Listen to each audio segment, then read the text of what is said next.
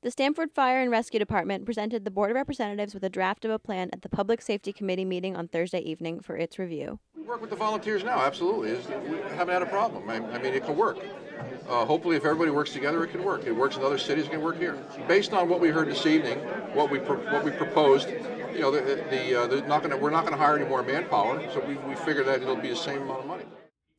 This action is the latest in an ongoing city issue of how to coordinate the work of paid and volunteer firefighters in the city of Stamford. At the meeting, members of the Board of Representatives asked questions of the department which they could address.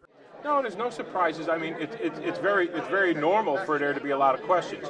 I mean, the key thrust of our plan is that we have presented what we call a cost-neutral plan, and what we're proposing to do is, at the same cost that we're spending now in the entire city for the fire protection budget, we want to equalize fire protection throughout the whole city, from one end of the city, from the southern end all the way up to the northern end, which borders New York.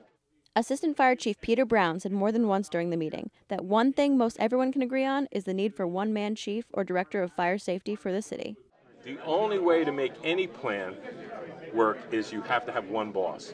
So the one chief plan is something that's vital to any.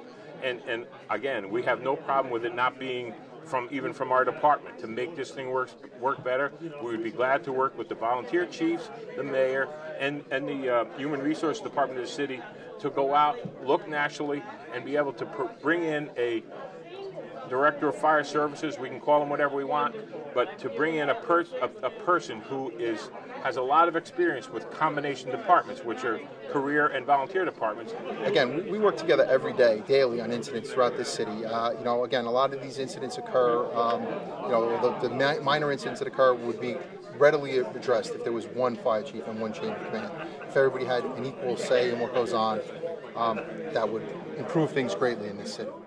And Keatley explains the volunteers and paid firemen have been working together for a number of years, and combining the two can work. The city just has to reach an agreement on how, and negotiations should continue. The reason we're advocating for these staffing levels in the fire department is because it's critical that an adequate number of personnel responds in the first 4 to 6 minutes to mitigate the fire emergency.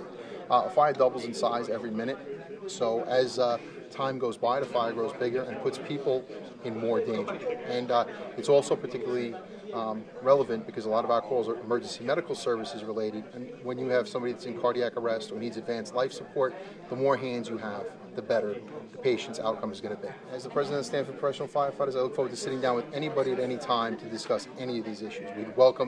We are the authority on public safety and fire safety in this city, and we look forward to sitting down with anybody to speak to them about it.